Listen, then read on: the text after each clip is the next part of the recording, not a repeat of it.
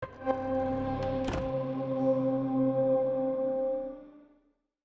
Neate, executive producer on Sea of Thieves. So Joe, you just launched Anniversary Edition just recently. Talk about the work that went into that, a lot of work. Yeah, so basically the whole studio has been working on all the different elements of it, right? We've had a team working on Arena, which was the new competitive mode that we brought in, team working on fishing, on cooking, on, and then the Tall Tales is probably like the biggest, newest kind of change and a thing that a lot of people didn't expect, right? For us to bring narrative and story kind of and quests to the world that like really had that craft and love. And Mike Chapman, our design director, is a huge fan of 80s kind of movies like The Goonies or Indiana Jones and things. And I think when you play through them, you can really see that influence kind of coming through. It's got that kind of real nostalgia feel and stuff. So yeah, it's been a team working on it quite a while. And it's been amazing to see how it's launched and the kind of reception that we've had, and everyone's loved what we've put in, and obviously now they're like, hey, what's next? Like, tell us what you're going to be doing soon. It's always right when you release something, like, okay, cool, now what? Now you're like, we just spent like 2 years working on this. Yeah, I know, right? But now we've got these two platforms, right? You've got Adventure, which is what the game has been for the last year. Now there's Arena 2. And so how we can grow both of those, and you've got the tool set of the Tall Tales now, so how we bring new things into the game with that lore, with that story, and on an ongoing basis is kind of a big focus for Adventure. And then how do we build like a competitive structure around Arena and really kind of evolve the mode, and get some of the top bits of feedback and bits of requested stuff that people have been asking. So it's probably the last 3-4 weeks, that's what I've been focused really on, is like that planning and the layout of how we want to go. And I think getting into a regular rhythm that players can kind of get used to and understand is really an important part of our future strategy, because I think for the last year it's been a bit kind of random and sporadic, right? We've just been updating and adding releases and doing this and doing that, just kind of putting content into the game, but not in a regular way that people can kind of get used to. And I think that's a big part of the strategy moving forward. So, I have to talk about the Tall Tales. How come you can lose quest items? Yeah, so we like the risk in the world, and we like that they feel tactile and stuff, but I understand the feedback around it, and we're looking at all the top bits of feedback and the top kind of challenges, and is there things we can do to make that a bit less kind of challenging or a bit less frustrating, but without removing that magic of being in a shared world. So it's an interesting one. We have lots of discussions and debates about it, honestly, and so I'm not quite sure what our answer of that's going to be, but we know it's a top feedback point. I get it, and Mike and I are always kind of bouncing that stuff backwards and forwards, honestly.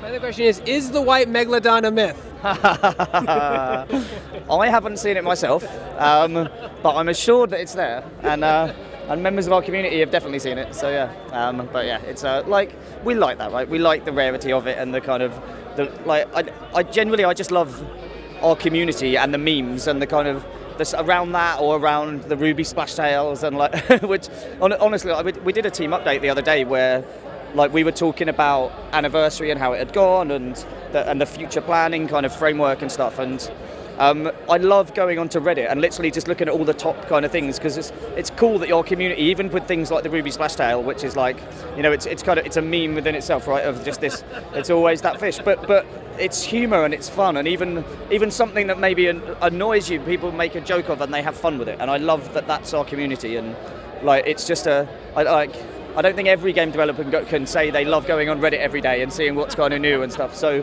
I love that. I love how great and supportive and funny our community is. It's incredible, because when you set out to make this game, you said it's about your story. It's about telling stories. Yes. And it's essentially the only game I've played, I think, since elementary school, where you call your friend and say, you'll never believe what just happened. Totally. Yeah, and that's what everyone that we meet at shows like this will have their own story. And literally 10 minutes ago, I was exchanging just kind of stories about the Tall Tale and about the first shroud breaker and getting attacked by a kraken and having to use the rowboat to get back to the to the outpost and finish that tale. And I think that's part of the that's why having those objects being at risk makes those stories stronger. But then there's the kind of flip side of it too. And so it's unique, and we're very proud of what we've done, what we've achieved, and I think the kind of future opportunity is limitless for us.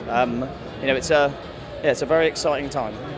So talk a little about the Arena. Yes. There's a lot of controversy around the Arena about matchmaking with bad players, which, let's be honest, happens in every game, regardless of what it is. What are you doing to help make the Arena a better playable experience? Yeah, so there's lots of stuff that we're working through at the moment, and we definitely want to make it so that, like, Arena is at its best when it's a competitive experience, whether that's you're new and you want to be playing with crews of kind of equal ability, or if you're super kind of experienced and you want to be playing against other crews that can give you a good match. So, we're looking at how we balance that and how we do that together. Like, we're also looking at the different ship types and stuff. That's stuff that people have been asking around. So there's some work going on behind the scenes there. But so it's kind of like hit those top feedback points from our players, and then also how do we build this competitive structure around it so that there's kind of more than just playing it and getting the Sea Dogs red, because that's cool. It's cool for now, but we want to do more. But for me, Arena is kind of like where Adventure was a year ago, right? Which was like we launched it, we wanted to then grow and take feedback and get kind of build it up to what it is today. And Arena's kind of it's like a month old, right? It's 6 weeks old, and there is something super special there. And like we're doing this Mixer Invitational tomorrow, which is kind of cool. So live, I think at like 11 until 2 Pacific, we're like I'm captaining a crew of streamers, and then there's 4 other captains that we picked who are streamers, and they form their own crews, and we're going to be playing like 5 matches in a row, and the winners get a gold-plated Xbox One X, which is kind of cool. Unfortunately, I don't think I'm eligible, but I'm still going to try my hardest to win. But I think we'll show, like, what that shows is that if we get some really cool kind of skilled crews in that, then it's going to be super fun to watch and super fun to kind of engage with. And so, like, for us, it's like, okay, how do we make that the experience for everybody, like all of the time at home in that live environment? And so, yeah, lots of conversations going on about what the best way to kind of accomplish that is. But my other question is about Cursed Cannonballs. I noticed they don't have any kind of diminishing return or cooldown. Have you ever thought about adding something like that so you're not getting hit with a sleep ball consistently like 3 or 4 times? TBD, we've definitely had conversations around it, and we actually had them originally in Arena when we were testing in Insiders, and actually we took them out because it felt kind of imbalanced and a bit unfair and too frustrating within that competitive mode. So there's definitely work we want to do. Like, if we want to bring Cursed Cannons back, then we need to think, like, we need to look at that, and like whether it's cooldowns or it's counters or something. But so yeah, there will need to be more work to bring it into Arena, but it kind of feels okay because they're fairly rare in Adventure, and it's not as competitive and not as crucial. So, but yeah, if we want to get them back into Arena, then we have to make sure that we're kind of looking at how they're balanced and tuned for that experience. What you could do like recipes where you combine like a banana and a pomegranate, and that prevents you from sleeping. You could.